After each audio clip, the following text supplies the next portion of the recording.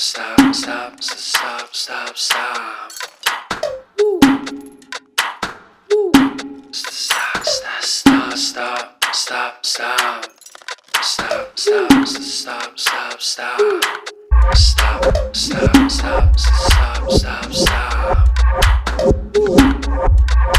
Stop, stop, stop, stop, stop, stop, stop, stop. Assise d'aujourd'hui. C'est vraiment, comme vous le dites, que chacun, en ce qui les concerne, puisse prendre conscience de la gravité des maladies bucco-dentaires que touche notre population congolaise. Que chacun, à son niveau, puisse prendre conscience et apporter une pierre pour qu'on puisse combattre ces pathologies. Le thème international, sois fier de ta bouche. Je serai fier de ma bouche comment? Si ma bouche sent mauvais, s'il y a la cavité dentaire qui me dérange, avec les traumatismes maxillo-facial, comment je serai fier de ma bouche? Donc, nous devons tous prendre conscience. Et le thème pour notre pays, tous unis pour une lutte active contre les maladies de la bouche. Donc, je ne peux que vous souhaiter un excellent travail et qu'au cours de ces assises, que nous puissions faire ressortir de bonnes recommandations pour le bien-être de notre population. Merci. Du conseiller spécial du chef de l'État en matière de la couverture maladie universelle. Au nom de son Excellence, Monsieur le conseiller spécial, chef de l'État en charge de la couverture santé universelle, que je me présente. Et je vous présente ces salutations chaleureuses pour la corporation. En cette journée qui célèbre la santé du volontaire, il est organisé le premier salon de médecine dentaire en RDC qui a pour thème tous unis pour une lutte active contre les maladies de la bouche. C'est une opportunité pour rappeler l'importance de ce métier noble qui ne se résume pas à embellir la dentition, à apporter le sourire, mais qui va bien au-delà. Le métier noble qu'est le vôtre, lorsque vous avez une rage dentaire ou que vous avez subi un traumatisme maxillofacial, on comprend l'importance du chirurgien dentiste. Comprenez que vous êtes irremplaçable. Et puisque nous sommes là, que dire de la couverture santé universelle? C'est l'un des piliers du quinquennat de son Excellence, Monsieur le Président de la République. Il y en a 20 en tout. Il a nommé pour cela tout un conseiller spécial en la matière, afin de permettre à la population d'avoir accès aux soins et dans toute la République. La définition même de la couverture santé universelle s'articule sur 3 axes majeurs. Premièrement, l'accès équitable pour toute la population aux services de santé, qu'ils soient curatifs, préventifs ou promotionnels. Deuxièmement, il faudrait que ces soins soient de qualité. Parce que j'ai vu dans le programme, il y a des éléments qui tiennent compte de la qualité des soins. Et troisièmement, il faudrait que ces soins puissent permettre la protection financière. C'est ce que résume le terme couverture santé universelle. Cette protection, cette résolution a été adoptée à l'OMS depuis 1979. Comprenez que nous sommes vraiment formidables. Le thème de ce premier salon, comme je l'ai dit, souligne l'importance de l'apport de chacun, puisqu'il s'agit de tous unis pour une lutte active contre les maladies de la bouche. Cela souligne l'importance de chacun. Que ce salon alors aboutisse à de bonnes résolutions pour accompagner l'application de la couverture santé universelle dans notre pays. Ainsi, au nom de son Excellence, Monsieur le Conseiller spécial, j'encourage cette initiative du programme et je vous promets de transmettre les désirata qui sortiront du salon. Merci. Les maladies de la bouche. Alors, nous avons préparé pour la journée d'aujourd'hui 3 panels. Le premier panel sera articulé autour du développement des infrastructures et équipements médicaux spécifiques à la médecine dentaire. d'entrée des jeux. Le premier sujet sera présenté par Dr Odia. Nous proposerons quelques solutions. En guise d'introduction, le système de la santé de la RDC est organisé à 3 niveaux, à savoir un niveau central. Le central est constitué du cabinet du ministre, du secrétariat général, des directions de programmes spécialisés, donc le programme national de la santé bucco-dentaire, PNSPT ainsi que les hôpitaux nationaux. Les niveaux provincial ou intermédiaire est constitué du ministre provincial, de la division provinciale de la santé, de PES et de l'inspection provinciale de la santé, où nous trouvons les hôpitaux généraux de référence ainsi que les centres de santé qui sont situés dans les aires de santé.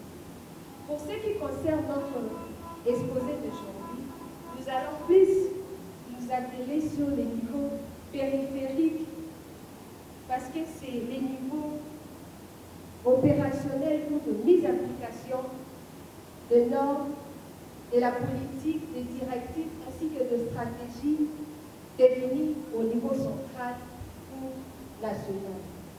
Nous passons à notre premier point, l'analyse de la situation des infrastructures et équipements médicaux en République démocratique du Congo. On a un déficit d'infrastructures et équipements répondant aux normes nationales de construction. La RDC compte au niveau périphérique 516 ans de santé et 8504 aires de santé planifiées. En ce qui concerne les aires de santé, sur les 8504 aires de santé, 8266 aires de santé disposent d'un centre de santé. Selon 3 hôpitaux généraux de référence, 150 ont été réhabilités et 60 nouvellement construits, ce qui fait 212. Les restes des hôpitaux généraux de référence, soit 181, sont désunis. En ce qui concerne les équipements médicaux en République démocratique du Congo, la plupart des hôpitaux généraux de référence et hôpitaux provinciaux sont sous-équipés et incapables d'offrir certains paquets d'activités touchant par exemple la santé bucco-dentaire, la santé oculaire, etc. Les 3 cliniques universitaires de Kinshasa, clinique universitaire de Kinshasa et clinique universitaire de Kisangani sont sous-équipées pour servir de référence tertiaire. Ces déficits est dû à plusieurs facteurs, entre autres l'inexistence d'une politique sérieuse de construction, réhabilitation et équipement des infrastructures sanitaires, le faible financement dans le secteur de la santé, la mauvaise gestion des ressources allouées, ainsi que l'inexistence d'unités de référence. Nous passons à notre deuxième point, le problème lié aux infrastructures et équipements spécifiques à la médecine dentaire. Le programme national de la santé bucco-dentaire, PNSPT aussi, fut créé en 2001. Il a pour mission d'assurer la coordination des activités de lutte contre les affections bucco-dentaires et l'élaboration de sa politique nationale. Il a une coordination qui n'a pas de siège installé dans les locaux du ministère de la Santé. Donc il n'y a pas d'infrastructure ou des bâtiments pouvant abriter le programme national de la santé. Il a une coordination nationale à de structures qui est composée d'une direction ainsi que le département. Nous avons 3 départements, à savoir les départements d'administration et de finances, les départements techniques ainsi que le département des mobilisations sociales. Il y a une insuffisance en infrastructures et équipements pour le soin bucco-dentaire. Sur les 516 zones de santé du pays, seulement 150, soit 29,1%, qui disposent d'au moins un service de soins bucco-dentaires typico privé. Et 366, soit 70,9%, n'en disposent pas. La RDC ne compte que 230 formations sanitaires qui offrent le soin bucco-dentaire. Ces 230 formations sanitaires sont inégalement réparties sur l'ensemble du territoire national. Nous avons 98 formations sanitaires, soit 42,6% dans la ville province de Kinshasa.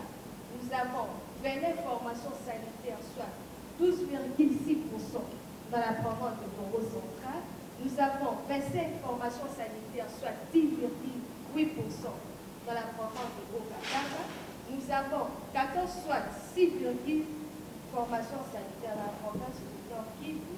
Nous avons 13 formations sanitaires, soit 5,6% dans la province de Kwilu.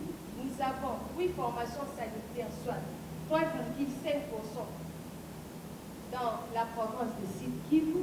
Nous avons 6 formations sanitaires, soit 2,6% réparties dans le province de l'Équateur, Olomami, Tanganyika.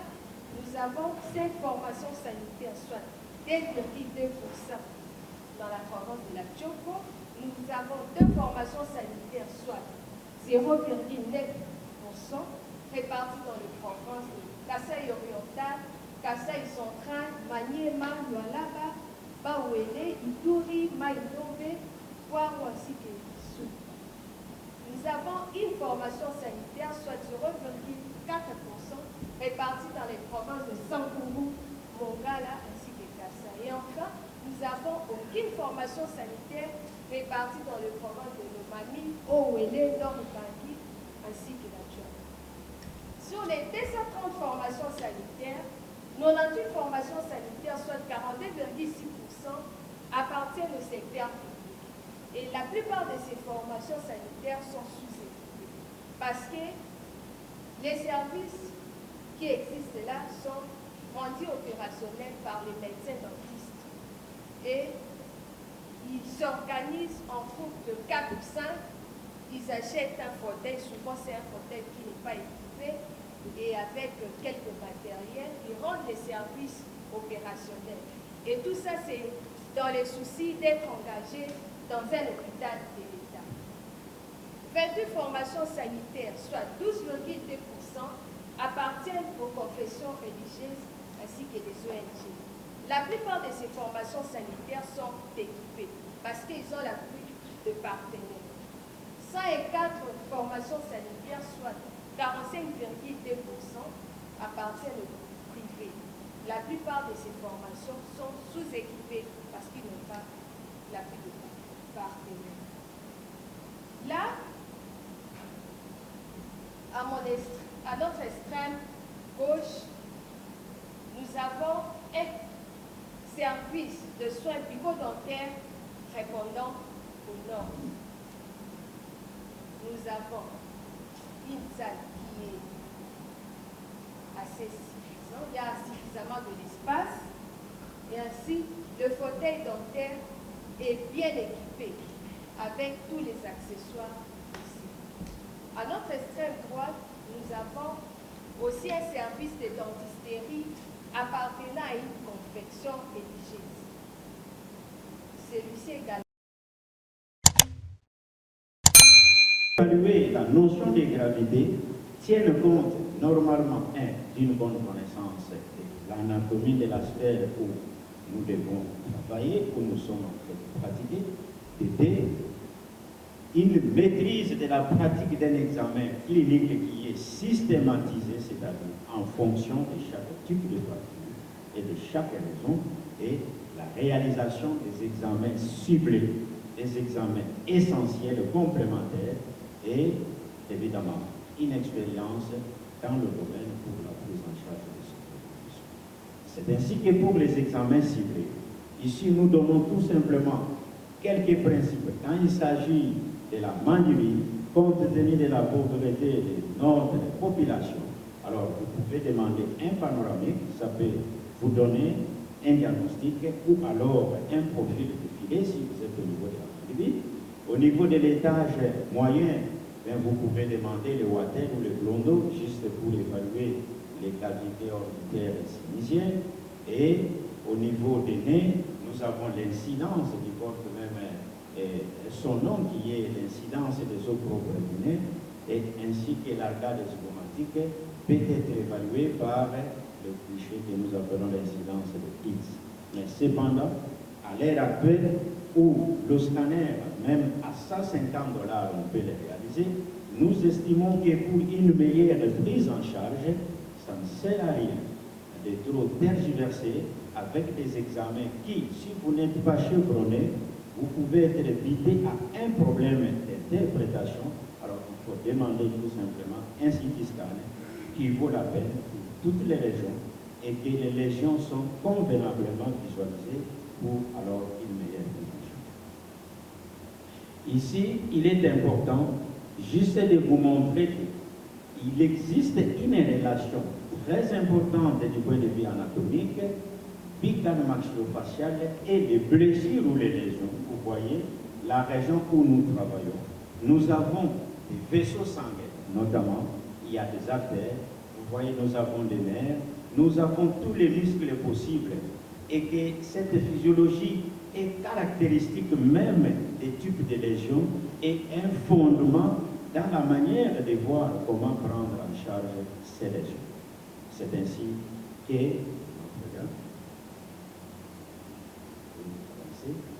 il y a un apport sanguin très important dans cette région, ce qui fait que les traumatismes sont toujours de nature spectaculaire.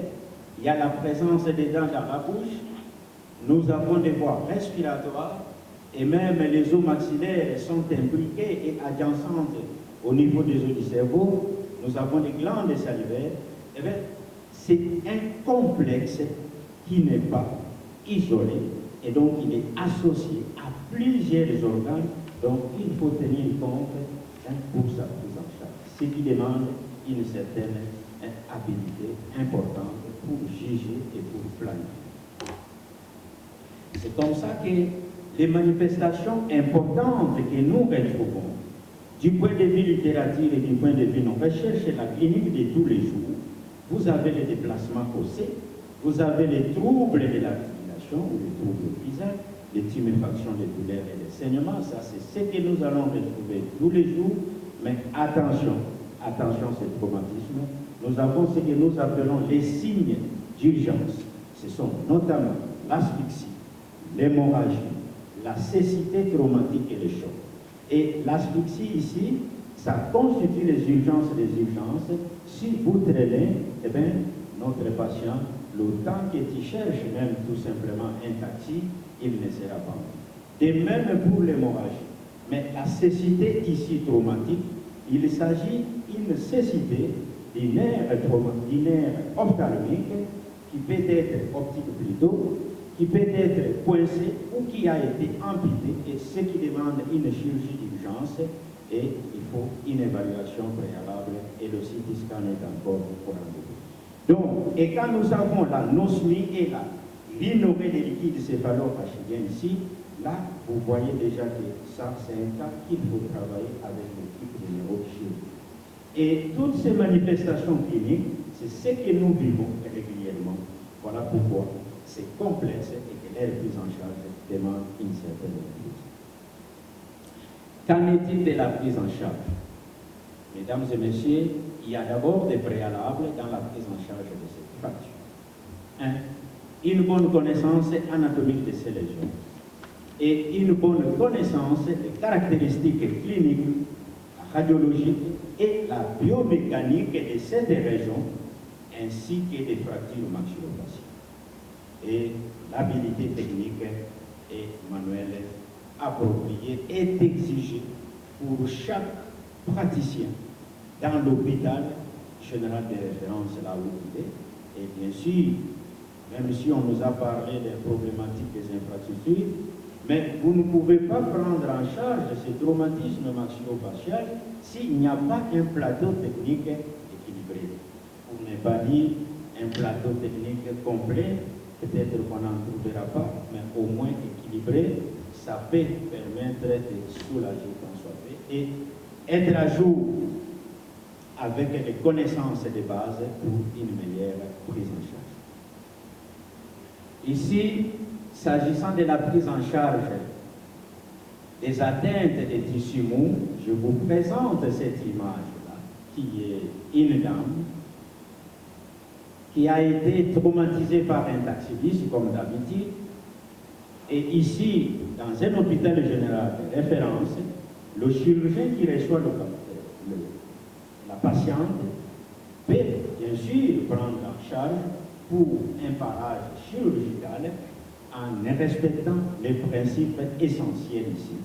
Il faut faire une bonne suture sous-cutanée ou musculaire avec les fils 3-0, mais sur le plan cutané, il faut utiliser les 4 et 5 0. Et quand vous regardez cette image, ici, on n'a pas respecté la notion de l'esthétique. Et pourtant, c'est une forme. Et que cette chirurgie est d'abord une chirurgie plastique.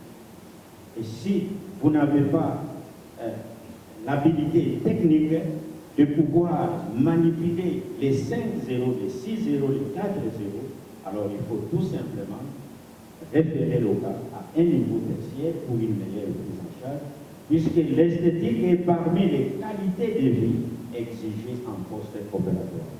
Une dame qui se trouverait avec un visage qui n'est pas beau à sortir, elle est psychologiquement abattue, et que si c'était une petite fille, eh bien, vous avez réduit les compétences psychiques. Il se retrouve qu'elle n'est pas intégrée dans la société. Donc, ce qui exige une certaine question. Mais le plus important ici, attention avec ces deux régions que je suis en train de présenter ici, les régions orbitaires et les régions parotidiennes ici. Quand vous voyez l'autre image ici, je vous présente une lésion qui part en regard du tragus jusqu'au niveau de la région cervicale. D'emblée, quand vous voyez comme ça, il faut vous dire que cette lésion, soit qu'elle a traversé notre ami le nerf facial, et là-bas, il faut faire tous les bilans possibles. Donc, et quand il est lésé, vous allez le remarquer. Alors, attention à ces moments-là. Ou alors, par les possibilités que vous allez travailler, toi-même aussi, tu peux le léser. Donc, il faut prendre connaissance de cette notion. Et que si nous sommes au niveau de la région orbitaire, alors le canal lacrymal doit être à tout prix sauvegardé, sinon faire appel à un ophtalmologue pour une collaboration ensemble.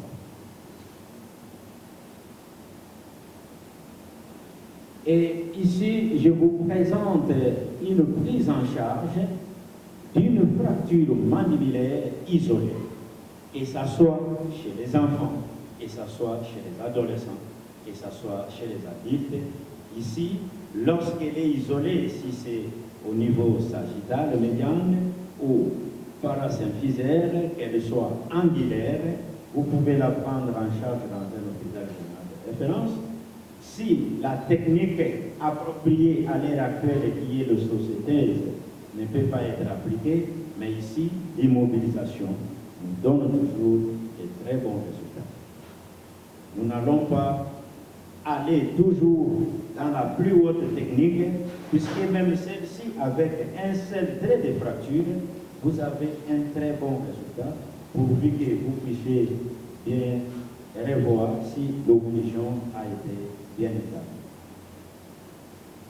Mais par contre, si vous estimez que c'est un patient qui peut être à même d'honorer sa facture pour lui faire un traitement plus esthétique, dont le temps de l'hospitalisation est réduit, dont les complications post-opératoires sont réduites, je pense que vous pouvez passer directement à faire une ostosynthèse. Et ici, c'est une notion de spécialité qui demande, si on a montré l'infrastructure, vous comprenez que nous avons des insuffisances, et ici, nous ne voulons pas parler des insuffisances qui concernent les spécialités, et c'est encore un autre problème. Donc, il faudra que beaucoup d'autres puissent venir pour être spécialisés dans ces différents domaines, pour couvrir autant de structures de santé qui se trouvent dans les différentes provinces. Sinon, le temps de faire appel d'un patient qui est au village jusqu'à Kinshasa, eh bien, nous n'allons pas obtenir de bons résultats.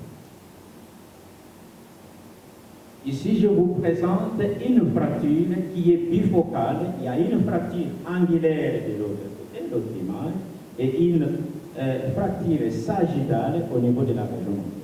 Ici, généralement, ça va demander un traitement par ostéosynthèse, par le simple fait que si vous voulez faire l'immobilité sagittale, vous allez bien le réduire, mais attention, regardez au niveau de l'angle mandibulaire, ces traits-là, vous risquez de ne pas bien l'immobiliser, et par conséquent, ça sera le cycle prédilectible d'une infection qui sera inostéite plus tard et qui va compliquer encore l'affaire, qui va entraîner par la suite qu'on fasse la résection de tous ces morceaux et il faut prendre un os pour faire une reconstruction mandibulaire. Ce qui fait, et même les enfants sont impliqués, et surtout avec nos maisons actuelles où nous avons un système de carreaux, attention, les enfants glissent à l'habillement et lorsqu'ils tombent au menton sur le pavement, eh bien, c'est les articulations temporomandibulaires qui sont en et leur prise en charge est trop controversée et nous risquons de perdre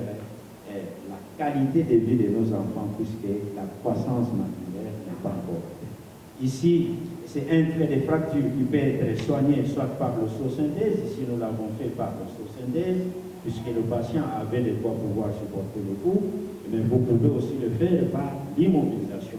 Ça donne de très bons résultats, mais pourvu que vous puissiez avoir la technique à la main. Et ici, je vous présente l'image d'une fracture condylienne chez les enfants et un adolescent. Attention ici, le plus souvent, ce que nous constatons, c'est qu'on veut plus traîner les patients soit à la cité, soit dans un hôpital. Non, il faut juger le niveau de compétences, et il faut juger les complications post-opératoires, et il faut vous dire que ces cas, je ne suis pas à la hauteur de les prendre en charge, il faut les transférer le plus vite possible pour une meilleure prise en charge, puisque plus vous traînez, plus il y a des complications qui vont survenir, surtout sur les traumatismes au niveau de la tête condylienne et intra-articulaire. Il y a plus de complications que je vais vous présenter. Voilà, ici, c'est un cas que nous avons reçu de ces traumas et que nous avons jugé de placer une osteosynthèse tout simplement, puisque ça nous donne de très bons résultats. Mais attention, mais c'est aussi controversé pour dire tout simplement qu'il faut juger chaque cas, c'est un cas. Et lorsque vous voulez faire une osteosynthèse dans cette région, il faut voir si l'articulé dentaire a été meilleur.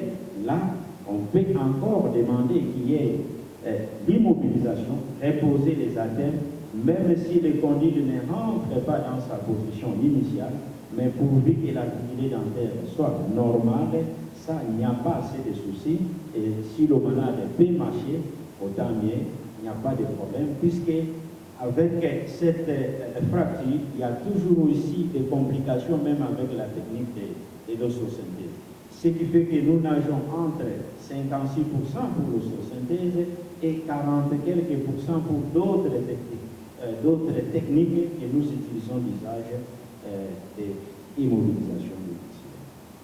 Chers amis, s'agissant des fractures mandibulaires associées, je m'intéresse à cet os tout simplement puisque l'épidémiologie nous indique que 60% des fractures, ça concerne que les fractures mandibulaires.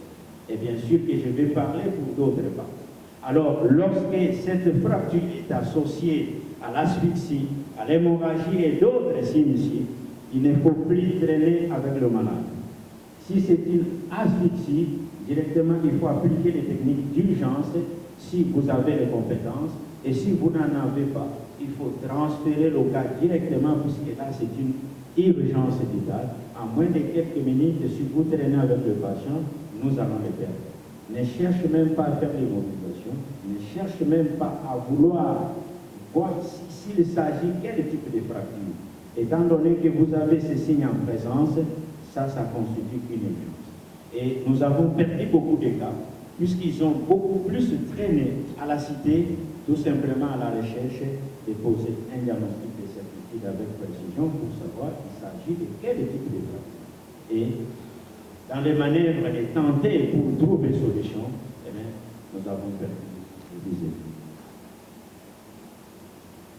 Ici, vous avez un polytrauma avec plusieurs fragments osseux, des cas pareils, ça demande une main outillée. Ce sont des cas qu'il ne faudra pas plus garder dans les niveaux secondaires, mais s'il y a la main outillée, on peut prendre ça en charge.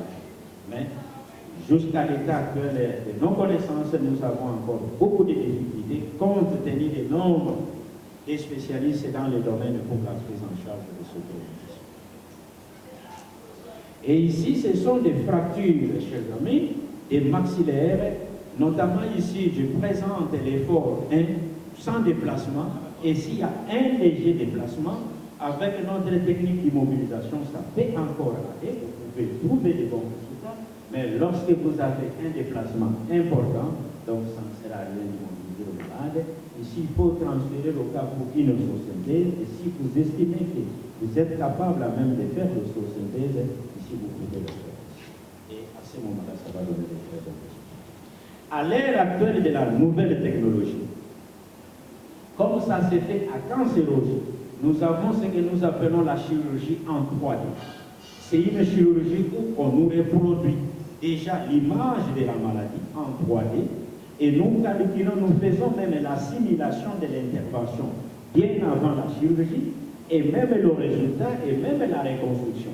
Cette chirurgie qui s'est faite en oncologie est à la ligne actuellement dans la traumatologie aussi pour la prise en charge.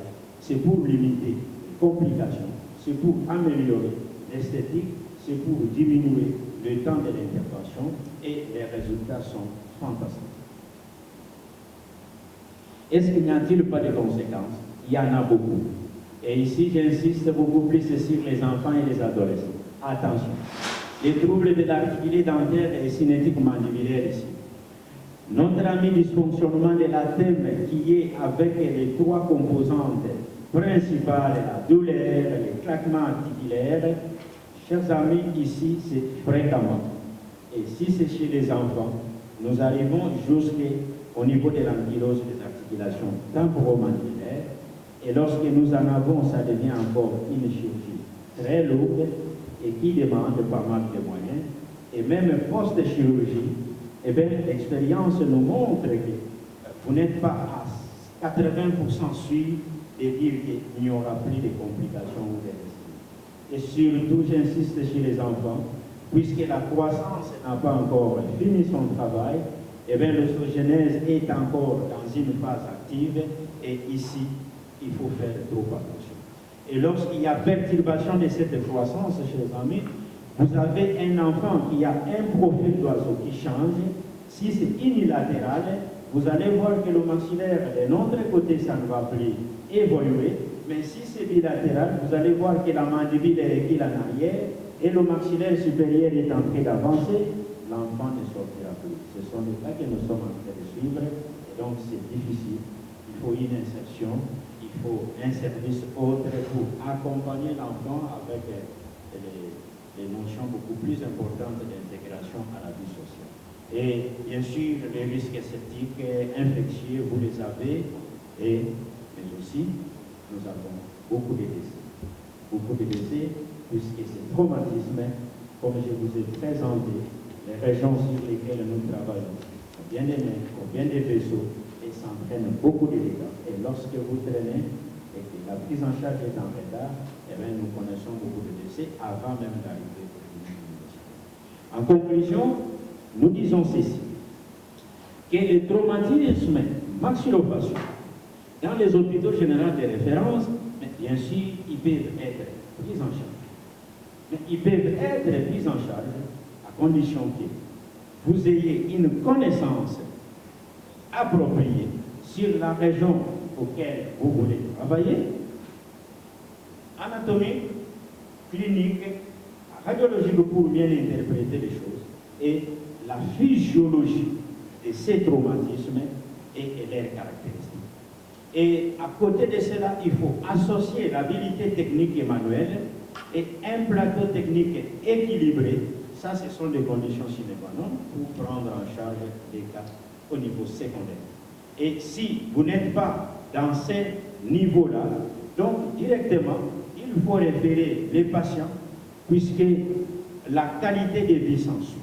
C'est ainsi que ces traumatismes chez les enfants et les adolescents, chers amis, ça constitue un vrai problème majeur dont la qualité de vie de nos enfants et de nos adolescents est encore hypothétique, si rien n'est fait.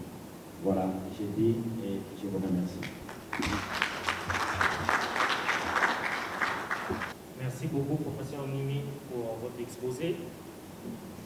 En résumé, nous avons retenu que pour les traumatismes maxillo-faciaux, 60% de ces traumatismes se situent au niveau de la mandibule, donc l'os de l'étage inférieur de la face.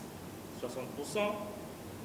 Pour les examens complémentaires, on peut faire avec le profil défilé mandibulaire ou la radio panoramique. Mais l'idéal, c'est un scanner, un CT scan. Donc nous tombons encore une fois de plus dans le problème d'équipement et d'infrastructure. Raison pour laquelle nous insistons là-dessus parce que c'est extrêmement essentiel pour la vie, nos vies et la vie de nos compatriotes. Un autre point, c'est, il a parlé, les os de la face et les os du crâne sont impliqués. Donc vous allez comprendre avec moi que le traumatisme au niveau de la face a directement des répercussions au niveau du système nerveux central. Donc nous avons le cerveau, le cervelet et les troncs cérébrales. Pour le traitement, il a parlé parce qu'à Kinshasa, il y a un pouvoir d'achat faible. On peut utiliser le blocage intermaxillaire. Mais l'idéal, d'ailleurs, pour certains traumatismes, il faut utiliser la technique d'ostéosynthèse. Nous tombons une fois de plus dans le problème d'équipement, des connaissances et d'infrastructures. Et pour finir, il a parlé des connaissances, des conséquences plutôt. Moi, j'ai retenu une seule conséquence. Un peu plus de 20 micro-organismes qui sont des parodontaux pathogènes. Et dans la vie de ces micro-organismes, en fait, ils vivent un peu comme les hommes. Soit les micro-organismes peuvent vivre isolés, c'est-à-dire en état planctonique, ou alors, dans la majorité des cas, les micro-organismes vivent toujours en communauté. C'est pourquoi ils se regroupent sous forme biophiles, que ce soit au niveau de la cavité buccale ou alors au niveau de la nature. Vous trouverez dans la plupart des cas des micro-organismes qui vivent donc dans la communauté. Les schémas à côté vous montrent que les micro-organismes qui partent de l'état libre, qui se reposent sur une surface, qui peut être une surface dentaire ou alors une quelconque surface à queue, et ces micro-organismes qui se déposent peuvent continuellement se déposer et puis finalement se retrouver en groupe, comme vous le voyez, et puis s'organisent de sorte à se protéger par une matrice d'exopolymère.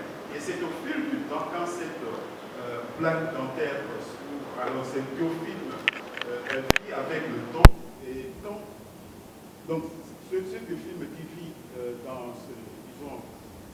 avec le temps, surtout au niveau de la cavité buccale, vous allez constater qu'à un moment donné, il y aura éclatement, une dispersion qui va se passer ici. Parce que si ces micro-organismes ne retrouvent plus ce qu'il faut, l'organisme s'éclate et puis rentre dans l'état libre et finalement se reconstitue pour revivre en communauté. D'autre part. Et par rapport à ces deux pathologies, le saignement constitue donc les signes d'appel. Et quand vous constatez que en prenant, ou alors par exemple en ôtant un morceau de pain, ou alors un peu de canne à sucre, ou je ne sais pas, et que vous remarquez qu'il y a des traces de sang, dites-vous qu'il y a déjà installation donc, de la maladie parodontale. Et cette maladie parodontale, comme je vous ai dit, elle est tout à fait évolutive. Donc, le schéma que vous avez en face de vous, à votre droite, à votre gauche, vous constatez que ici, nous avons une dent avec toutes les structures du parodonte ou alors de tissu de soutien qui sont tout à fait saines. Donc là, il n'y a pas de maladie. Et le schéma qui suit, ou alors l'image qui suit, c'est une dent avec une lésion parodontale qui s'installe déjà donc, dans le cadre de ce qu'on appelle la gingivite. Donc c'est une inflammation au niveau donc, du tissu de soutien de la dent. Donc c'est une pathologie qui affecte tout simplement le parodonte superficiel. Mais le passage de la gingivite à une parodontite ne se fait pas de façon automatique. Donc ce passage-là est tout à fait conditionné. C'est ainsi que parmi les conditions qui font que la maladie parodontale part d'une atteinte superficielle à une atteinte profonde, il y a également la grossesse qui peut intervenir. Et alors, ce passage demande donc 4 conditions pour passer d'une gingivite vers une parodontite. Quelles sont les 4 conditions? Il faut d'abord la présence des parodontopathogènes, c'est-à-dire que des micro-organismes qui sont pathogènes qui peuvent attaquer donc les structures de soutien de la dent, parmi lesquelles vous avez par exemple le trichonéma, vous avez les porphyromonas, vous avez le tonera, et puis la deuxième condition, c'est qu'il faut une défaillance des bactéries protectrices. Quelles sont ces bactéries? Les bactéries, quand on parle des bactéries protectrices, c'est lesquelles? La plupart des cas, ce sont des bactéries cariogènes. Les bactéries cariogènes sont protectrices contre les maladies parodontales. Il faut alors, pour la troisième condition, il faut un environnement gingival qui soit défavorable. C'est-à-dire que dans votre sillon gingivo-dentaire, il faut la présence, par exemple, de la plaque ou du tartre ou alors d'un autre artifice que vous avez placé qui gêne donc au niveau du sillon gingivo-dentaire.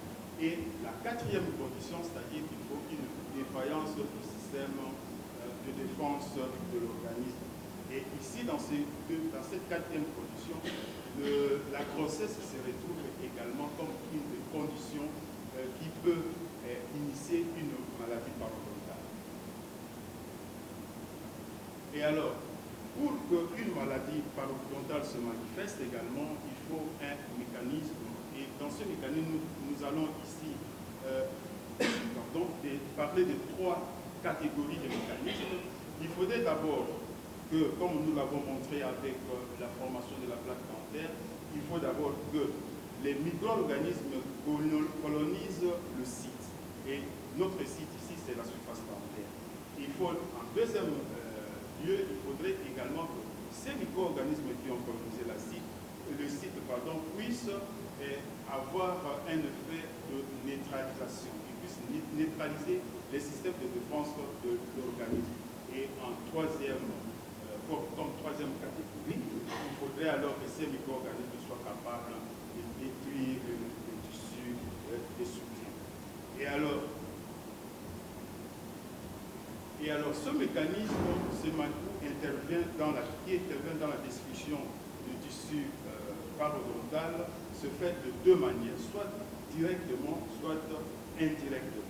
Directement, c'est-à-dire que les micro-organismes eux-mêmes qui sont là-bas peuvent produire des toxines qui peuvent détruire les tissus parodontaux. Ou alors, pour la deuxième situation qui est tout à fait indirecte, c'est-à-dire que les micro-organismes qui produisent des substances qui sont capables donc d'induire encore la production d'enzymes, notamment ces médiateurs qu'on appelle les médiateurs de l'inflammation qui agissent dans la destruction du tissu parodontal. Alors, quelle est la clinique généralement qu'on trouve au niveau des maladies parodontales? Ici, c'est plutôt la clinique de la parodontite qui est la forme sévère de la maladie parodontale. Vous avez la présence de la poche parodontale, parce que vous savez qu'en réalité, le sillon gingivo-dentaire est à une profondeur d'une moyenne de 1,8. Et quand cette profondeur dépasse 3 mm, à ce moment-là, nous parlons donc de poche parodontale. Il faut aussi parler qu'un des signes patrimoniques des maladies parodontales, c'est la perte de niveau d'attache. Et il y a d'autres signes également, notamment la douleur gingivale. Il y a également l'halidose. L'halidose, c'est-à-dire que c'est la laine pétillante. Vous avez les abcès parodontaux qui peuvent également se manifester. Vous avez également la mobilité dentaire parce qu'il y a une destruction des tissus de soutien de la dent et puis les dents peuvent devenir tout à fait mobiles et ces dents qui deviennent mobiles peuvent également se déplacer. Il y a également des tassements alimentaires qu'on peut trouver au niveau interne. Alors, puisque nous avons parlé, nous avons posé la question de savoir s'il y avait une relation entre les maladies parodontales, et nous avons constaté dans un premier temps que la grossesse peut également induire des facteurs de risque importants de la maladie parodontale, et la grossesse, comme nous avons vu dans notre schéma d'interdisciplinarité, que la grossesse était un état. La grossesse n'est pas une maladie, mais c'est un état. Mais un état qui désigne donc plusieurs phénomènes. Et ces phénomènes-là qui ont lieu depuis la conception jusqu'à l'accouchement. Et pendant ce temps, de la conception jusqu'à l'accouchement, il y a plusieurs mécanismes qui peuvent se poser et qui peuvent se présenter. Et il y a également plusieurs modifications qui peuvent se passer au niveau de l'organisme et également au niveau des structures parodontales, notamment comme modifications qu'on peut avoir, ce sont des modifications hormonales, modifications au niveau de structures cardiovasculaires et également des modifications immunologiques. C'est ça qui rend également la femme enceinte tout à fait vulnérable. Alors, parmi les modifications que nous allons trouver au niveau des structures, parodontales, il y a l'inflammation qui va se présenter à ces niveaux-là. Pourquoi il y a inflammation? Parce que les hormones qui partent donc qui sont dans la circulation, ces hormones-là ont également des récepteurs au niveau des tissus parodontaux, notamment au niveau de la gencive. Et ces hormones qui sont captées au niveau de la gencive constituent également un bon nutriment pour les micro-organismes. Ce qui fait que quand il y a présence de ces hormones, les micro-organismes qui sont là, qui trouvent également un bon nutriment, et cela entraîne une bonne croissance de ces micro-organismes. Et comme on venait également de le dire, au niveau, en cas de grossesse, il y a également une diminution du système de défense de la femme, et ce qui fait que ces micro-organismes qui ont trouvé un bon nutriment et qui ne trouvent aucune résistance, les micro-organismes donc auront en facilité de pouvoir se développer facilement et entraîner également la progression de maladies parodontales. Et alors, qu'est-ce qu'il faut par rapport à cette interaction? Ces micro-organismes qui ont initié donc la maladie parodontale, notamment au niveau tout simplement de la gingivite. Et cette gingivite-là, si vous ne la soignez pas, qu'est-ce qui va se passer? Si la personne avait déjà une gingivite de départ et que si vous ne soignez pas cette gingivite de départ, avec la présence de mauvaise hygiène buccale, la gingivite qui est là pourra s'aggraver. Et si au départ également il y avait une parodontite, cette parodontite également pourra également s'aggraver pour donner une parodontite qui sera une parodontite sévère. Alors, parmi les symptômes qui s'installent au niveau, par exemple, du tissu parodontal, cela se manifeste déjà à partir du deuxième ou troisième mois de la grossesse. Donc, c'est à partir de ce deuxième, troisième mois de la grossesse que nous voyons apparaître au niveau du tissu parodontal, les structures parodontales, le premier signe de la pathologie parodontale. Alors, ces micro-organismes, ou alors cette pathologie, ou cette parodontite, ou cette gingivite que nous avons qui s'installent pendant que la femme est enceinte, ces micro-organismes qui se retrouvent dans les sillons gingivaux-dentaires, ces micro-organismes peuvent quitter les sillons gingivaux-dentaires et entrer dans la circulation et aller ça peut aller dans d'autres sites pour donner ce qu'on appelle des infections focales. Ou alors, ce sont les micro-organismes qui se déplacent, ou ce sont des toxines, notamment les cytokines, ou ce qu'on a appelé donc les marqueurs de l'inflammation qui peuvent quitter donc le site de l'inflammation et aller se placer ailleurs. C'est ça qui explique donc les effets obstétricaux délétères que nous aurons chez la femme enceinte. Ce schéma nous montre clairement comment il va avoir des effets au niveau du développement de la grossesse. Vous voyez à votre gauche, il y a une lésion parodontale, une parodontite qui est installée là-bas. Et les deux flèches, il y a une flèche qui est au-dessus, une flèche en bas, qui montre la flèche du dessus, qui montre qu'il y a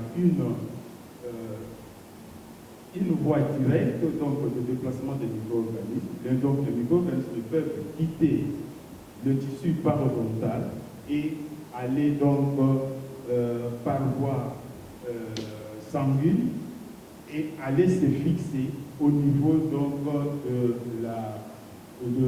du placenta et induire une inflammation donc, au niveau du placenta. Ou alors, ça peut également se faire d'une façon tout à fait indirecte, c'est par les marqueurs de l'inflammation. Et ces marqueurs de l'inflammation peuvent également aller au niveau, passant par le placenta, aller induire donc une inflammation. Et qu'est-ce qu'il y aura comme conséquence par rapport à une inflammation qui s'installe donc au niveau de l'utérus de la dame? C'est en présence de l'inflammation, et cette inflammation peut induire, parce que nous avons dit comme conséquence, quand il y a des maladies parodontales, nous pouvons avoir comme conséquence donc la naissance des enfants de faible poids, ou alors une prééclampsie, ou notamment on peut également avoir des prématurités. Pourquoi? À quel moment il peut y avoir la naissance des enfants de faible poids? C'est avec l'inflammation qui s'installe. Et quand il y a inflammation, donc il y aura diminution des facteurs de croissance. Et quand il y a diminution des facteurs de croissance, c'est-à-dire que l'enfant qui est en gestation, cet enfant-là ne pourra pas se développer très bien. Donc, ce qui fera qu'à la naissance, la dame peut donner naissance à un enfant ou à un bébé donc de faible poids, c'est-à-dire que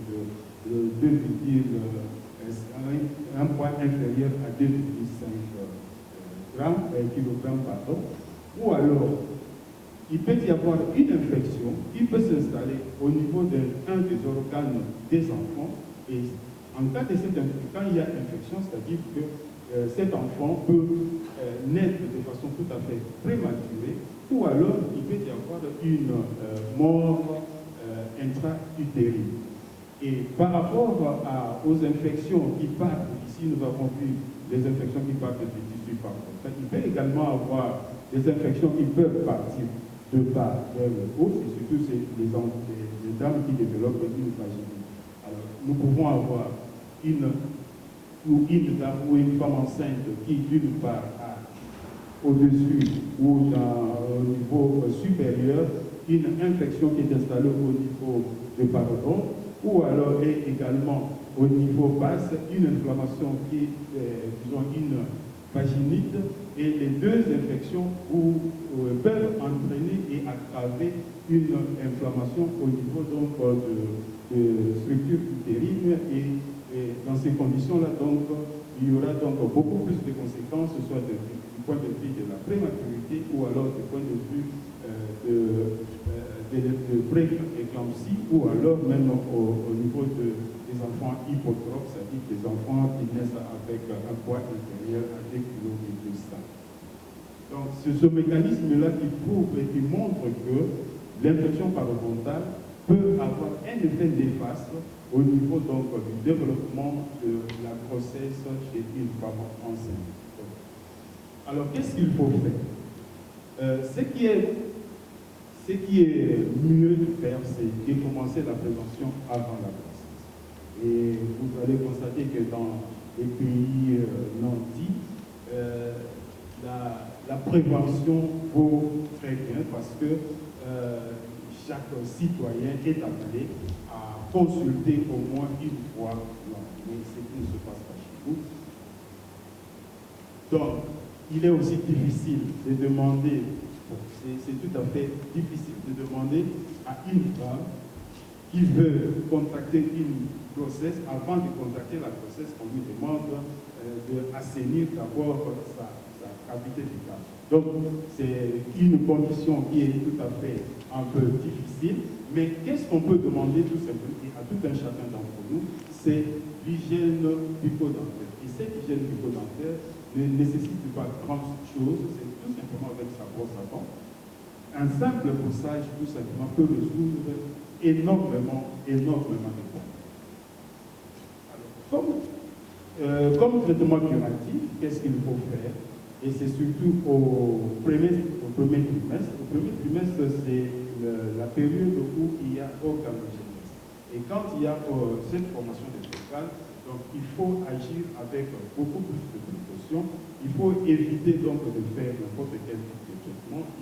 Et dans ces cadres-là, il faudrait plus privilégier donc des urgences. Et les autres traitements, on peut les différer. C'est au deuxième ou troisième trimestre où on peut éventuellement pratiquer beaucoup plus de soins, mais tout en respectant donc les précautions générales. Alors, quel type de traitement qu'il faut entreprendre chez ces femmes enceintes? Il y a d'abord un traitement étiologique. Tout traitement, d'ailleurs, qu'il soit chirurgical ou quoi, qui commence toujours par un traitement étiologique. Le premier geste à poser, c'est le contrôle de la plaque. Or, le contrôle de la plaque se fait toujours avec le brossage. Demander toujours aux femmes enceintes de pouvoir mieux se brosser les dents. Et une fois qu'il y a quand même certains facteurs étiologiques qui s'installent, notamment l'état, à ce moment-là, on peut passer à un détartrage et à un surfaçage. Mais il faudra toujours se dire que les maladies parodontales ne sont pas, surtout les parodontites, ne se guérissent pas. Les parodontites, tout ce qu'on peut faire de ces pathologies, c'est de les stabiliser. Pour stabiliser une maladie parodontale, vous ne pouvez pas la guérir. C'est ainsi qu'il faudrait, quel que soit le traitement que vous allez initier ou instituer, il faudrait toujours un suivi. Il faut toujours rappeler le patient pour une réévaluation, surtout 3 mois après, et 6 mois après, ou une année après. Mais il est toujours souhaitable de le faire 3 mois après, parce qu'après 3 mois, la maladie peut toujours se recidiver.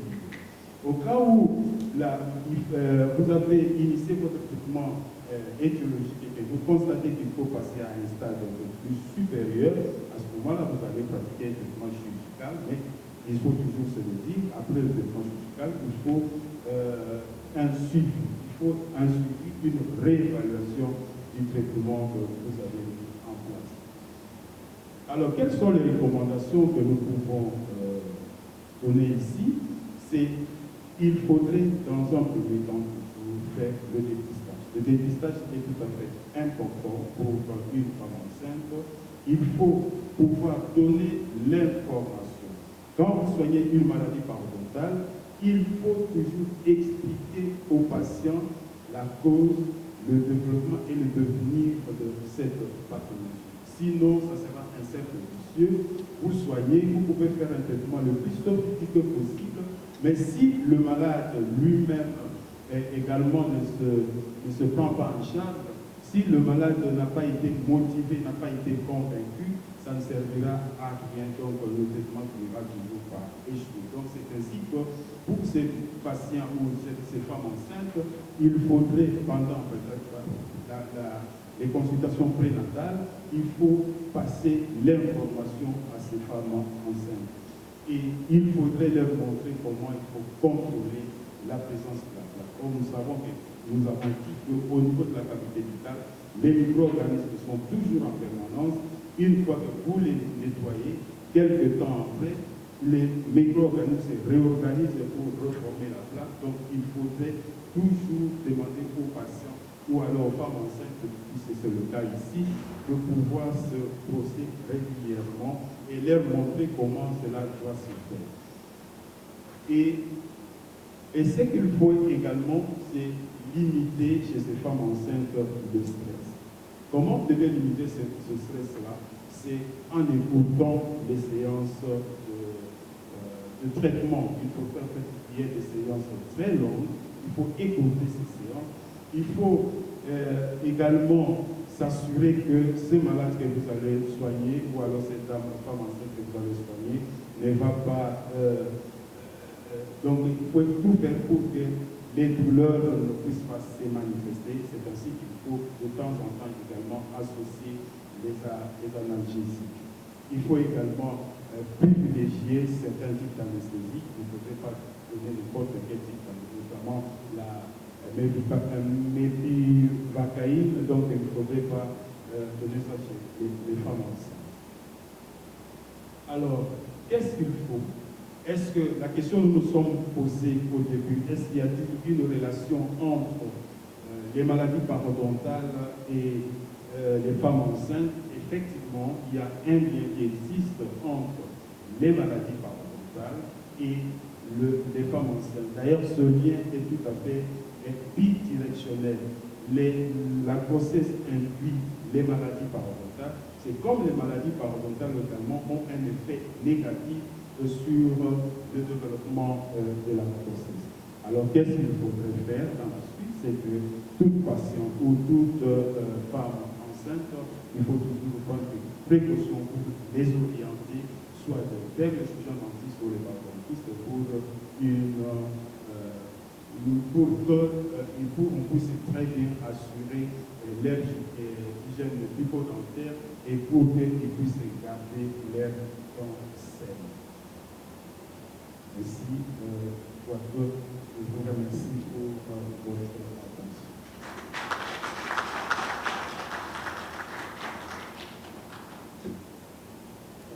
Merci beaucoup, professeur Dr Bolégué, pour votre exposé. En résumé, nous avons retenu que la bouche de chaque individu est un milieu sceptique. Sceptique, ça signifie que c'est un milieu qui a déjà des microbes. Alors, il y a deux types de microbes dans la bouche.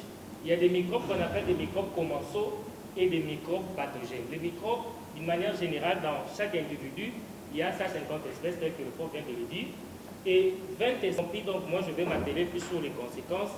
Lorsqu'une femme enceinte développe des pathologies parodontales, comme conséquence, elle peut avoir une pré-éclampsie, elle peut avoir un retard de croissance intra-utérine pour son enfant, et pire encore, elle peut même aller dans une situation fatale, où elle peut avoir une mort intra-utérine. Donc son enfant peut déjà décéder tout en étant dans son ventre.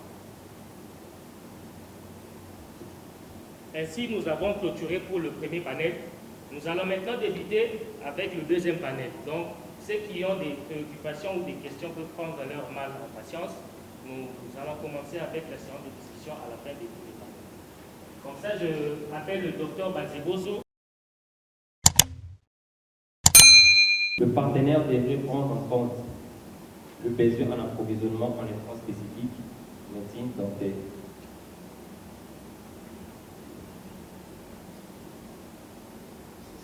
Au niveau du gouvernement, augmenter les budgets alloués à la santé et veiller à ce que la répartition proportionnelle de ces budgets soit faite aux besoins, augmenter les allocations budgétaires aux comptes de besoins pays en médicaments essentiels et intrants spécifiques à la médecine dentaire. Et mener des plaidoyers pour intégrer dans la prise en charge, dans la prise en compte des besoins en médicaments essentiels et intrants spécifiques dans les différents projets de partenaires. La création d'une structure de coordination entre le partenaire et le ministère de la Santé nous permettrait de résoudre beaucoup de ces problèmes. Nous tenons à remercier l'OMS qui, depuis un moment, ne cesse de nous soutenir tant bien que mal. Sur ces diapos, nous avons des logos du programme ici représentés.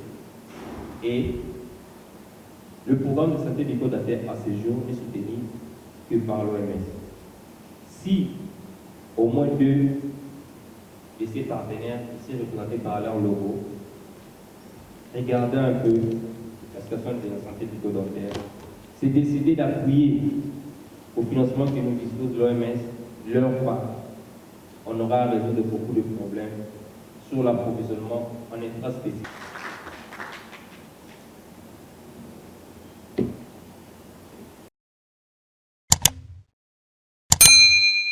Les maladies non transmissibles et les maladies tropicales négligées, je coordonne ce classeur.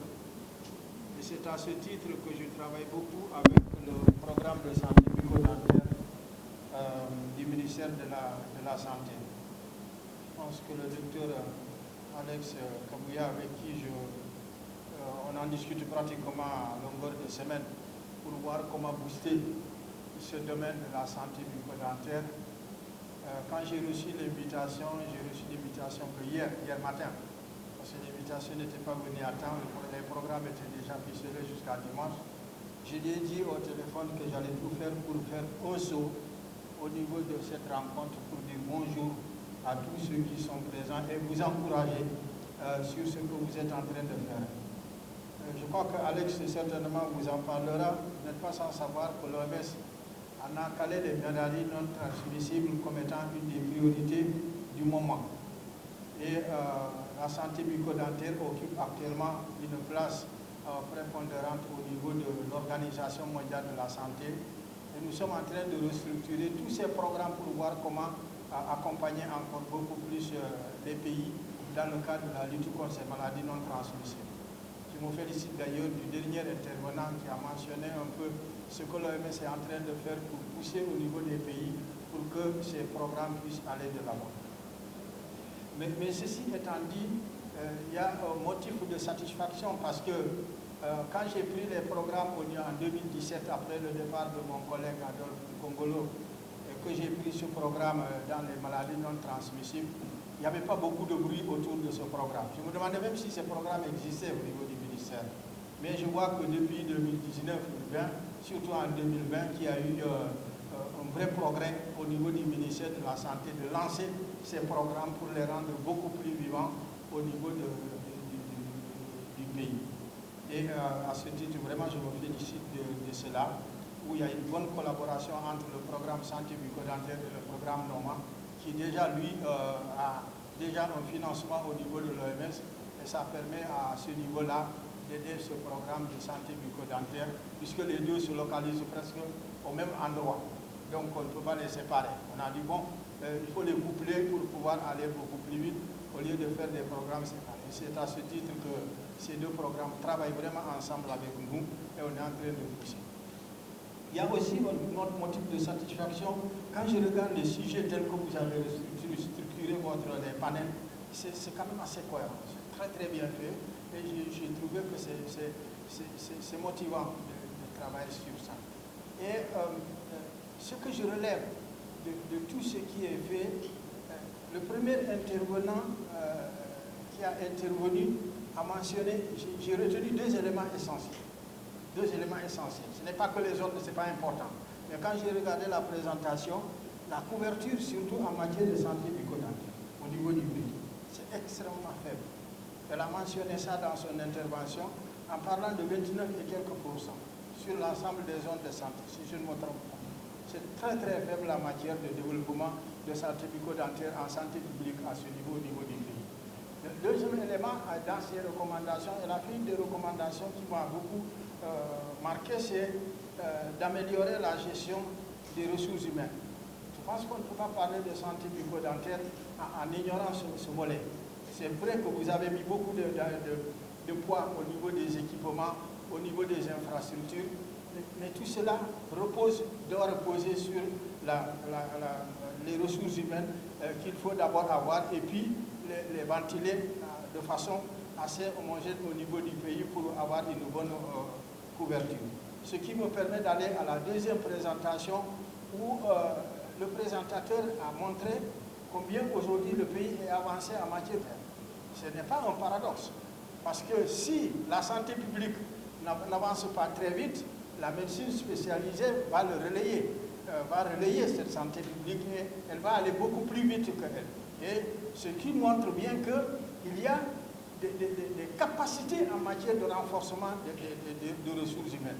Il y a des capacités au niveau du pays, la technologie est là, parce que le deuxième présentateur a montré que le pays est à la pointe et est capable aujourd'hui de produire des ressources humaines capables aujourd'hui de servir pratiquement dans plusieurs localités du pays.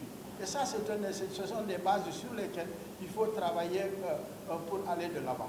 Le troisième intervenant a bien montré qu'on ne peut pas parler de santé bucco-dentaire et l'isoler à d'autres phénomènes qui nous préoccupent, tels que la santé maternelle. Et il a bien mentionné cela, et cela est d'une importance capitale. Cela d'une importance capitale qu'il faut absolument prendre en compte. La santé bucco-dentaire ne peut pas être isolée dans son domaine ou dans son carcan. Il a bien mentionné cela. Et le troisième, qui a pas celui le dernier, a montré quand même un phénomène assez important, c'est celui des approvisionnements en médicaments. C'est vrai que l'OMS a fait beaucoup d'efforts, mais je pense qu'il y a encore beaucoup à faire en matière d'intrants en santé bucco-dentaire. Je pense qu'on va continuer à travailler au niveau avec les structures nationales pour essayer de les pousser beaucoup. Et tout à l'heure, vers la fin, il s'est plaint un peu de ce qui est, comment dirais-je, de l'informel, qui est un peu pêle-mêle, il semble un peu les accuser l'informel. Il ne faut pas accuser l'informel, hein. Dire que les structures sont, c'est pas de l'anarchie. Quand le formel recule, l'informel prend de la place. La nature a horreur du vide. Ça, il faut le reconnaître. C'est nous les responsables. Si nous, qui sommes dans le formel, nous n'avançons pas, l'informel va nous devancer. Et la nature ne peut pas laisser du vide. Les gens ont besoin des soins, et quand les gens ont besoin des soins, il faut qu'ils se soignent. Et c'est cela qui me pousse à aller vers le représentant de la présidence en matière de couverture sanitaire universelle qui a intervenu, qui a fait son speech le matin, pour dire que j'ai l'impression qu'on est là en train de se regarder, mais de façon positive. C'est-à-dire que le ministère dit aux structures régaliennes, on vous attend pour aller vers une couverture sanitaire universelle. Et là, vous verrez que plus vous développez, plus vous allez avoir les partenaires pour vous accompagner, aussi bien dans les domaines techniques que dans le domaine des infrastructures et le domaine aussi des financements. Et nous continuerons au niveau de l'OMS à développer le plaidoyer pour que ces spécialités, pour que ces domaines soient pris en compte, aussi bien au niveau des ministères, mais aussi au niveau international. Comme je vous l'ai dit, l'année 2021, c'est l'année de maladies non transmissibles dans lesquelles la santé bucco-dentaire figure en bonne place. Encore une fois, je vous remercie et toutes mes excuses pour avoir un peu torpillé ou un peu tordu le cou à votre protocole. Et je vous souhaite une très très bonne journée de travail. Et nous resterons attentifs certainement des conclusions et des recommandations qui vont sortir et que certainement vous allez partager avec nous au niveau de l'OMS. Merci beaucoup.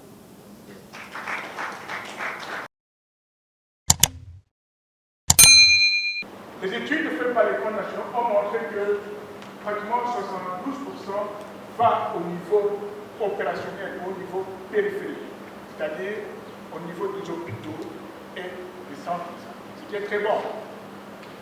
Le niveau intermédiaire au niveau provincial ne prend que 2% et le niveau central ne prend que 3%. Effectivement, les gros du financement doivent aller là où on offre les soins de santé, que les soins de santé bucco-dentaires et d'autres soins de santé. Alors, pour faire face à tous ces problèmes de financement, le ministère a élaboré une stratégie de financement de la santé. Cette stratégie veut garantir le bien-être socio-économique de la population nationale et une protection financière. Cela entend de plus en plus parler de la protection financière. Dans le plan stratégique national sur la couverture santé universelle, un accent important est mis sur la protection financière. Ça veut dire que quand quelqu'un est malade et qu'il sera à l'hôpital, le fait de se faire soigner ne doit pas être pour lui une occasion de s'appauvrir. Comment réduire autant que possible les dépenses appauvissantes, les dépenses catastrophiques encourues par le malade. Donc pour ça, il faut assurer que c'est une protection physique. Et si en développant après progressivement un foyer de sécurité de santé, on veut répondre à ces besoins de la population de pouvoir accéder aux soins de santé de qualité, mais à un moindre coût supporté directement auprès des entreprises qui font ce coûter en place. Et cette taxe-là ne peut pas être fléchée vers la santé. Ça pollue l'environnement, ça provoque une prolifération de moustiques, ça rend les gens malades, ça provoque d'autres problèmes de santé. Est-ce que, dans quelle mesure l'État peut-il prendre un certain pourcentage de ces taxes-là pour les flécher, pour les orienter, pour les mettre dans le secteur de la santé? L'autre objectif, c'est la réduction de la fragmentation du transport de la santé pour une prise en charge plus large et équitable. La fragmentation, c'est quoi? En fait, nous avons des partenaires qui interviennent. Mais parfois, certains partenaires viennent avec des programmes bien précis. Ils disent, moi, mon programme, c'est pour intervenir dans tel domaine, pour telle activité, dans telle province, et non ailleurs. Et pourtant, nous avons des priorités, nous. Dans le PNDS, le plan national de la santé, nous avons des priorités. Les partenaires devraient contribuer à ce que nous puissions mettre en œuvre nos actions que nous avons jugées comme étant prioritaires. Donc, il y a une certaine fragmentation et on est en train de faire des efforts pour amener les partenaires à, au lieu d'utiliser l'argent directement eux-mêmes, mais qu'ils puissent déverser dans la caisse de l'État à travers leur budget. Ça exige que nous, les gestionnaires du pays nationaux, nous puissions bien gérer les ressources que nous recevons. Que si on ne gère pas bien. Alors pour ça, il faut créer un fonds pour la mise en œuvre des ressources. Il faut assurer la protection financière du secteur informel. Puis en fait, la large majorité de la population active, plus de 80% de la population active du pays est dans l'informel. Soit ils sont des taximens, soit des cyclistes, soit des maçons. Ils ne sont pas dans le formel.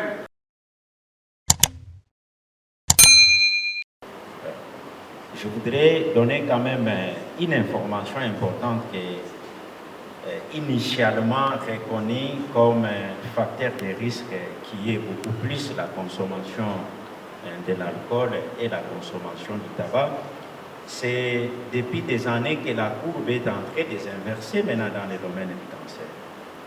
Et nous avons fait des études d'investigation pour voir un peu d'autres facteurs qui peuvent justifier, notamment comme dans certains pays, en termes de comportement des habitudes.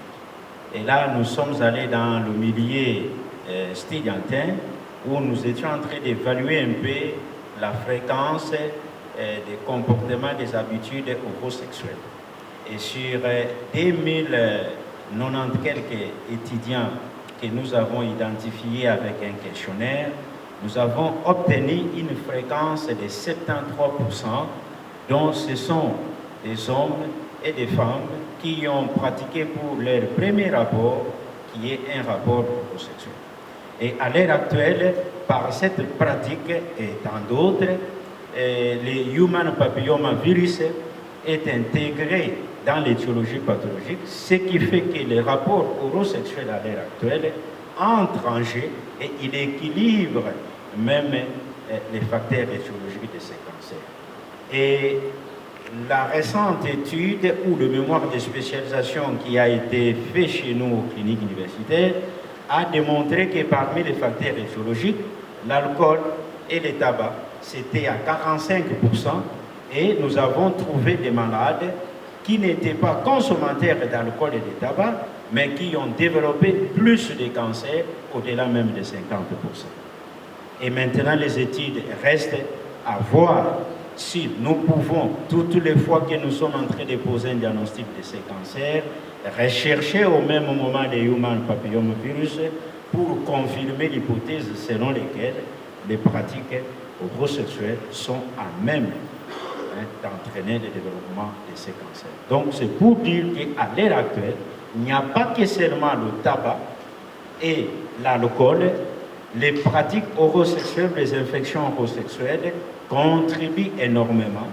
Dans les autres pays, les études ont déjà démontré ça avec les évidences, avec toutes les justifications possibles, mais il reste peut-être ici chez nous pour que nous arrivions à de pareilles conclusions. Merci. Donc, vous savez aussi que nous sommes en pleine période de Covid, avec les mesures barrières. Ici, nous avons respecté la distanciation.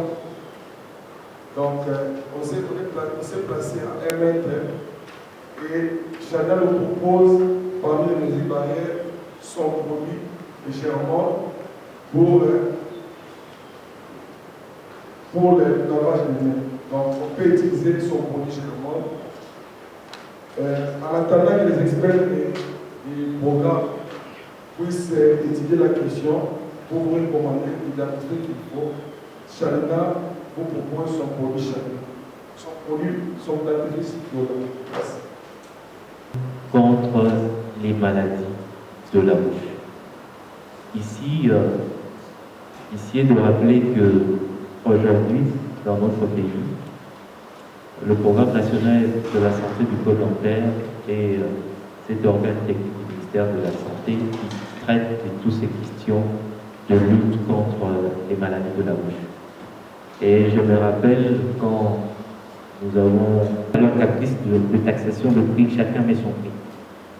Et après, vous avez la gestion des données. Comment renseigner à l'État que les maladies bucco-dentaires, aujourd'hui plus que hier, ça tue?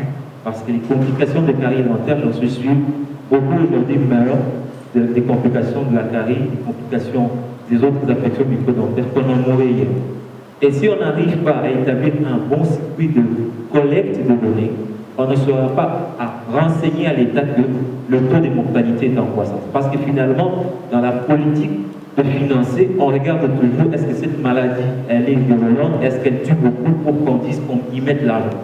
Alors si on peut renseigner aujourd'hui le gouvernement que nos maladies, bien que silencieuses, nos maladies tuent plus, ça pourrait aider également à captiver l'autorité.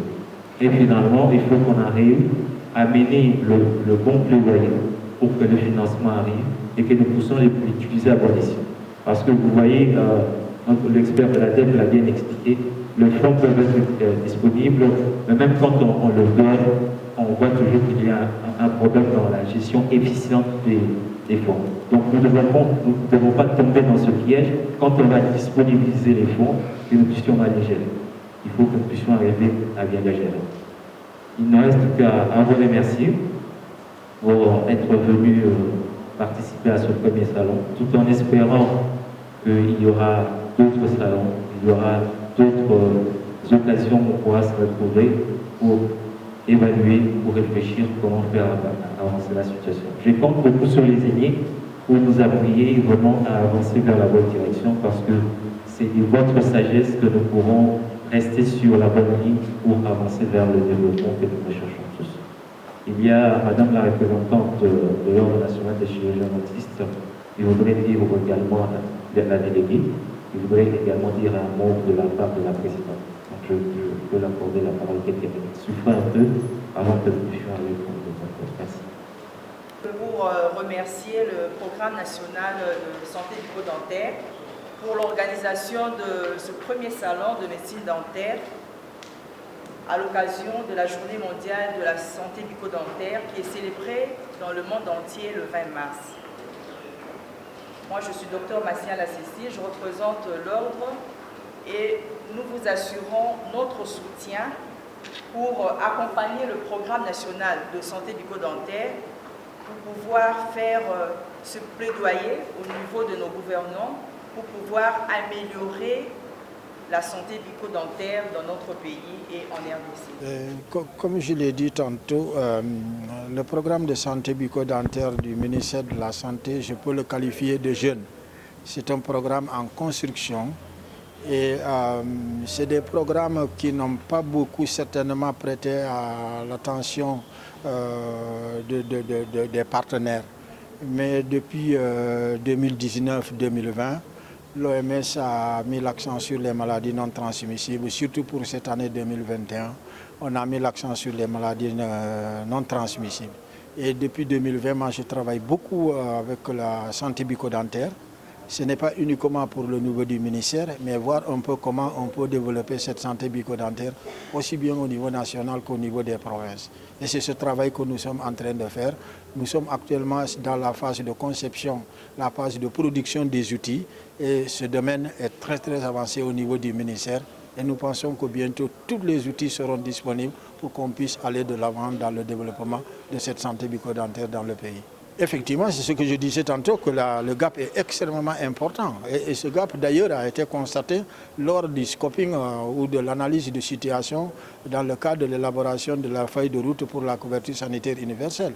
Et c'est ce qui est ressorti des présentations, qu'avec 29% de couverture des zones de santé, on est encore très très très loin de ce qui est attendu par la feuille de route en matière de couverture.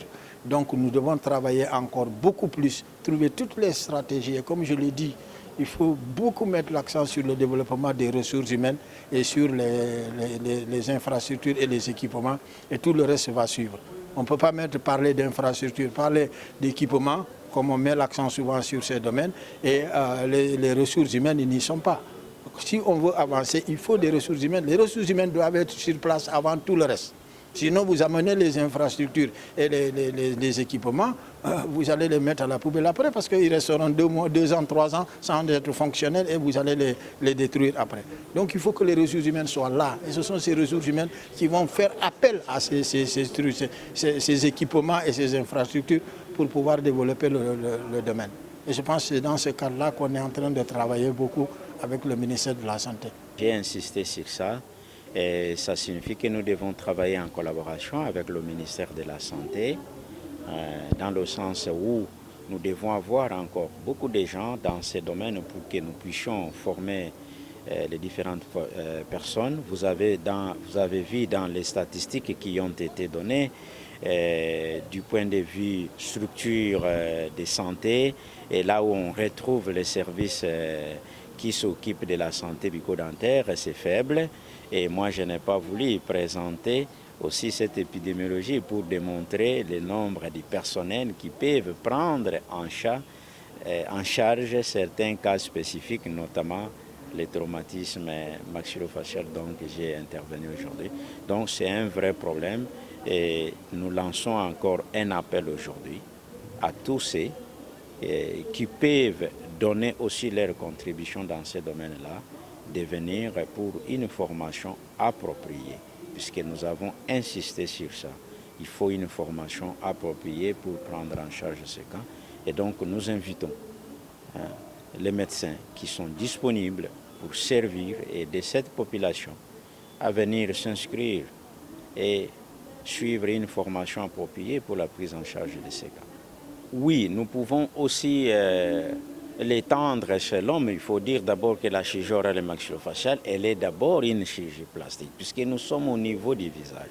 Et lorsqu'il y a un traumatisme avec des lésions sur le plan cutané, cela exige d'abord en priorité chez une femme, c'est une nécessité absolue, puisque les femmes sont les plus sensibles, pour leur santé, pour leur esthétique, pour leur visage. Alors il faudra insister sur cet aspect-là, puisque quand on doit faire une suture qui n'entraîne pas une satisfaction chez une femme, eh bien c'est comme si vous n'avez rien fait et la qualité de sa vie est diminuée, elle ne se considère pas dans la société, c'est comme si tout le monde qui passait est en train de se moquer d'elle. Voilà pourquoi j'ai insisté sur cet aspect-là, pour que ceux qui vont pratiquer choisissent les instruments et les matériels nécessaires qu'il faut pour la remettre dans un bon état acceptable.